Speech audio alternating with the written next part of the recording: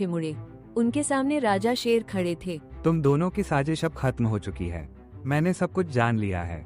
तुमने धोखे से मुझे कैद किया। अब तुम्हें अपने कर्मों की सजा मिलेगी। बाघ और काली भैंस भागने की कोशिश करने लगे, लेकिन अब बहुत देर हो चुकी थी। वे पूरी तरह घिर चुके थे। सुबह का समय था। राजा शेर के दरबार में रोज की तरह सभा लगी हुई थी। जंगल के सभी जानवर अपने अपने काम की बातें कर रहे थे। चारों तरफ शांति का माहौल था। मुझे खुशी है कि हमारे जंगल में सब कुछ ठीक चल रहा है। कई दिनों से कोई बड़ी समस्या नहीं आई है। उम्मीद है आगे भी इसी तरह शांति बनी रहेगी। हम सब मिलकर जंगल को सुरक्षित रखेंगे। तभी दरबार के बाहर भारी कदमों की आवाज सुनाई दी। सभी जानवरों का ध्यान दरवाजे की ओर गया। कुछ ही क्षणों बाद एक विशाल काली भैंस अंदर आई। उसे देखकर सभी हैरान रह गए। प्रणाम महाराज, मैं पड़ोसी जंगल से आई हूँ। वहाँ के राजा बाघ ने आपको तुरंत बुलाया है। उनके पास आपके लिए एक जरूरी संदेश है। राजा बाघ ने मुझे बुलाया है? ये तो बहुत अचानक की बात है। क्या उन्होंने कारण बताया है? आखिर इतनी जल्दी क्या है? महाराज, उन्होंने कारण नहीं बताया। उन्होंने सिर्फ इतना कहा कि मामला बहुत महत्वपूर्ण है और आपको जल्द से जल्द वहां पहुंचना चाहिए। इसीलिए मैं स्वयं संदेश लेकर आई हूँ। महाराज, मुझे ये बात थोड़ी अजीब लग रही है। राजा बाघ हमेशा पहले से सूचना भेजते हैं। इस बार सब कुछ अचानक हो रहा है। हमें सावधान रहना चाहिए। लोमड़ी, तुम बेकार में चिंता कर रही हो। मैं सिर्फ संदेश पहुंचाने आई हूँ। अगर बात जरूरी न होती तो मैं इतनी दूर से क्यों आती? महाराज, हो सकता है सच में कोई जरूरी बात हो। राजा बाघ आपके पुराने मित्र भी हैं। शायद हमें ज्यादा शक नहीं करना चाहिए, लेकिन सावधानी जरूर रखनी चाहिए। कुछ देर बाद राजा शेर काली भैंस के साथ निकल पड़े। वे जंगल की सीमा की ओर बढ़ रहे थे। काली भैंस रास्ता दिखा रही थी और शेर उसके पीछे चल रहा था। अजीब बात है, मैंने राजा बाघ का कोई संदेशवाहक पहले नहीं देखा। तुम उनके जंगल में कब से हो? मुझे याद नहीं कि पहले कभी मिले हो। मैं कुछ समय पहले ही वहां पहुंची हूँ। राजा बाघ मुझ पर बहुत भरोसा करते हैं, इसीलिए उन्होंने ये जिम्मेदारी मुझे दी है। आप चिंता मत कीजिए महाराज।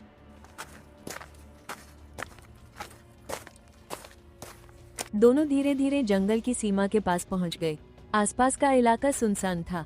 काली भैंस के चेहरे पर हल्की मुस्कान दिखाई दी, लेकिन शेर ने इस बात पर ध्यान नहीं दिया। जैसे ही राजा शेर सीमा पार करने वाले थे, अचानक चारों तरफ से कई बाघ सैनिक निकल आए। उन्होंने राजा शेर को घेर लिया। शेर तुरंत समझ गया कि यह एक जाल है। काली भैंस, तो ये सब तुम्हारी योजना थी? तुमने मुझे धोखे से यहाँ बुलाया है।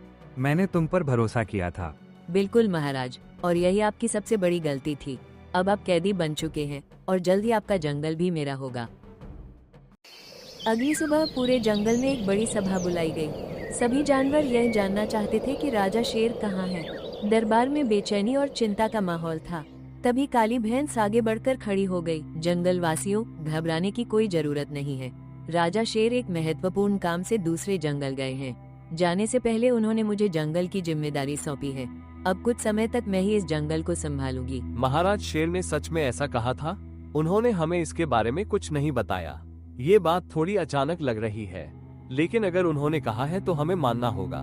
राजा शेर को जल्दी थी, इसलिए वे सबको नहीं बता पाए। लेकिन चिंता मत करो, मैं उनकी तरह ही जंगल का ध्यान रखूंगी। मुझे कुछ अजीब लग रहा है। महाराज बिना बताए कभी नहीं जाते और उन्होंने किसी को संदेश भी नहीं भेजा। ये बात मेरी समझ में नहीं आ रही। लोमड़ी, शायद तुम ज्यादा सोच रही हो। हो सकता है सच में कोई जरूरी काम हो। हमें थोड़ा इंतजार कर लेना चाहिए। महाराज जल्द लौट आएंगे। लोमड़ी चुप हो गई, लेकिन उसके मन में शक बना रहा। उधर काली भैंस का आत्मविश्वास बढ़ता जा रहा था। उसे लग रहा था कि उसकी योजना सफल हो गई है। आज से कुछ नए नियम लागू होंगे। सबसे अच्छे फल और भोजन पहले दरबार में भेजे जाएंगे, उसके बाद बाकी जानवरों में बांटे जाएंगे। ये जंगल के विकास के लिए जरूरी है। कुछ दिनों में काली भैंस ने अपनी असली चालें दिखानी शुरू कर दी। वो सबसे अच्छा खाना खुद रख लेती थी। बाकी जानवरों को कम हिस्सा मिलता था, लेकिन कोई उसके खिलाफ बोलने की हिम्मत नहीं करता था। महारानी, इस बार खाने की मात्रा बहुत कम है। कई जानवरों को पूरा भोजन नहीं मिला। अगर ऐसा ही चलता रहा तो परेशानी हो सकती है। हमें कुछ करना चाहिए। मुझे जंगल चलाना आता है। तुम्हें मेरे फैसलों पर सवाल नहीं उठाने चाहिए। जो मैं कर रही हूँ, जंगल के भले के लिए कर रही हूँ। अपना काम करो और चिंता मत करो। महारानी, इस बार खाने की मात्रा बहुत कम है। पहले ऐसा कभी नहीं होता था। राजा शेर सबको बराबर हिस्सा देते थे, लेकिन अब हालात बदलते जा रहे हैं। मुझे यह अच्छा नहीं लग रहा। उस रात लोमड़ी अकेली जंगल की सीमा की ओर गई। उसके मन में लगातार शक बढ़ रहा था। वह सच्चाई जानना चाहती थी, इसलिए उसने खुद जांच करने का फैसला किया। कुछ ना कुछ जरूर छिपाया जा रहा है। महाराज इतने दिनों तक बिना खबर के नहीं रह सकते। मुझे अपनी आंखों से सच्चाई देखनी होगी, वरना जंगल बड़ी मुसीबत में पड़ सकता है। लोमड़ी एक बड़ी चट्टान के पीछे छिप गई। तभी उसने दूर से काली भैंस को आते देखा। काली भैंस अकेली नहीं थी, वो किसी से मिलने जा रही थी। यह इतनी रात को यहाँ क्या कर रही है और यह किससे मिलने जा रही है? लगता है आज कोई बड़ा राज खुलने वाला है। मुझे सावधानी से इसका पीछा करना होगा। कुछ देर बाद काली भैंस सीमा पार कर दूसरे जंगल में पहुँच गई। वहाँ एक पुरानी गुफा के सामने कोई उसका इंतजार कर रहा था। लोमड़ी एक झाड़ी के पीछे छिप गई और ध्यान से उनकी बातें सुनने लगी। बहुत अच्छा काम किया काली भैंस। राजा शेर को कैद हुए कई दिन हो गए हैं और अब पूरा जंगल तुम्हारी बात मान रहा है। लगता है हमारी योजना सफल हो रही है। हाँ महाराज बाघ, जंगल के जानवरों को अब मुझ पर पूरा भरोसा हो गया है। किसी को भी राजा शेर के बारे में सच्चाई नहीं पता। सब मेरी बातों में आ चुके हैं। बहुत जल्द वो जंगल पूरी तरह हमारा होगा। फिर कोई हमें रोक नहीं पाएगा। जब तक शेर कैद में है तब तक हमें कोई खतरा नहीं है। ये सुनकर लोमड़ी हैरान रह गई। अब उसे समझ आ गया कि राजा शेर मुसीबत में है, लेकिन वो पूरी सच्चाई जानना चाहती थी, इसलिए वो और आगे बढ़ी। तो मेरा शक सही था, महाराज शेर सचमुच कैद हैं। मुझे उन्हें ढूंढना होगा, वरना जंगल बर्बाद हो जाएगा।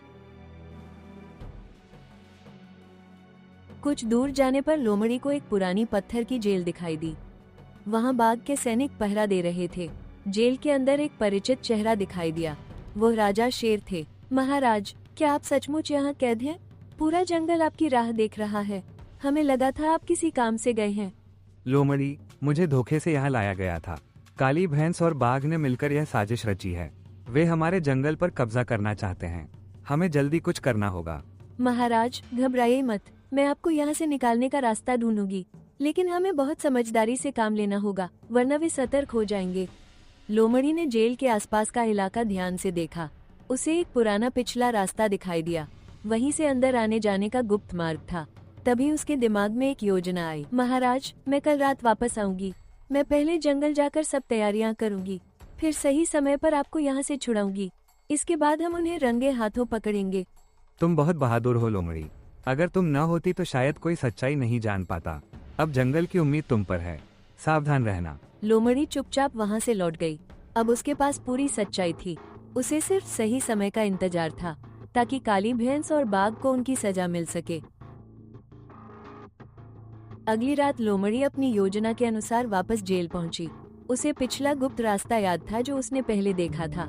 चारों तरफ सन्नाटा था और सैनिक सामने वाले दरवाजे पर पहरा दे रहे थे। यही मौका था राजा शेर को छुड़ाने का। महाराज, मैं आ गई हूँ। सैनिकों का ध्यान दूसरी तरफ है। जल्दी से मेरे पीछे आइए, हमें यहाँ से निकलना होगा। बहुत अच्छा काम किया लोमड़ी। मुझे विश्वास था कि तुम जरूर आओगी। अब हमें जल्द से जल्द जंगल लौटना होगा और उन दोनों की साजिश खत्म करनी होगी। कुछ ही देर में लोमड़ी और राजा शेर गुप्त रास्ते से बाहर निकल गए। किसी सैनिक को इसकी भनक तक नहीं लगी। दोनों तेजी से अपने जंगल की ओर लौट पड़े। अब अंतिम योजना का समय आ चुका था। अगली सुबह लोमड़ी ऐसे व्यवहार करने लगी जैसे उसे कुछ पता ही न हो। काली भैंस अब भी खुद को जंगल की रानी समझ रही थी। वह गर्व से दरबार में बैठी हुई थी। लोमड़ी उसके सामने पहुंची। महारानी, जंगल के जानवर आपसे बहुत खुश हैं। वे आपके सम्मान में एक बड़ा समारोह करना चाहते हैं। सब आपकी प्रशंसा करना चाहते हैं। आपको अवश्य आना चाहिए। सचमुच? मुझे पता था कि एक दिन सब मेरी महानता समझेंगे। मैं जरूर आऊंगी। यह मेरे लिए गर्व की बात होगी। अगर आप चाहें तो राजा बाघ को भी बुला सकती हैं। आखिर वे भी आपके सबसे बड़े सहयोगी हैं। उन्हें भी यह सम्मान देखना चाहिए। वे बहुत खुश होंगे। शाम होते ही मैदान में समारोह की तैयारी दिखाई देने लगी। काली भैंस और बाघ गर्व से वहां पहुंचे। उन्हें लगा कि आज उनका सम्मान होने वाला है, लेकिन उन्हें असली योजना का पता नहीं था। काली भैंस, हमारी योजना पूरी तरह सफल हो गई। अब कोई हमें रोक नहीं सकता। ये जंगल जल्द ही हमारा हो जाएगा। आज का दिन हमारी जीत का दिन है। हाँ महाराज बाघ, इन जानवरों को सच्चाई का कभी पता नहीं चलेगा। वे हमेशा हमारी बात मानते रहेंगे। अब हमें किसी बात का डर नहीं है। तभी मैदान में जोरदार दहाड़ गूंजी। सभी जानवर एक तरफ हट गए। काली भैंस और बाघ घबराकर पीछे मुड़े। उनके सामने राजा शेर खड़े थे। तुम दोनों की साजिश अब खत्म हो चुकी है। मैंने सब कुछ जान लिया है। तुमने धोखे से मुझे कैद किया। अब तुम्हें अपने कर्मों की सजा मिलेगी। बाघ और काली भैंस भागने की कोशिश करने लगे, लेकिन अब बहुत देर हो चुकी थी। वे पूरी तरह घिर चुके थे। नहीं, यह नहीं हो सकता। तुम जेल से कैसे बाहर आए? ये सब किसने किया? हमारी योजना तो सफल हो चुकी थी। तुम्हारी सबसे बड़ी गलती यही थी। तुमने मुझे कमजोर समझ लिया। मैंने ही महाराज को जेल से छुड़ाया है और तुम्हारा पूरा सच सबके सामने ला दिया। हमसे गलती हो गई।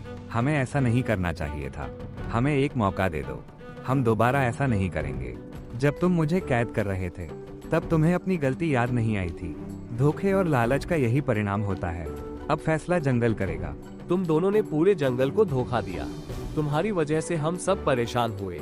ऐसे अपराध को माफ नहीं किया जा सकता। तुम्हें सजा मिलनी ही चाहिए।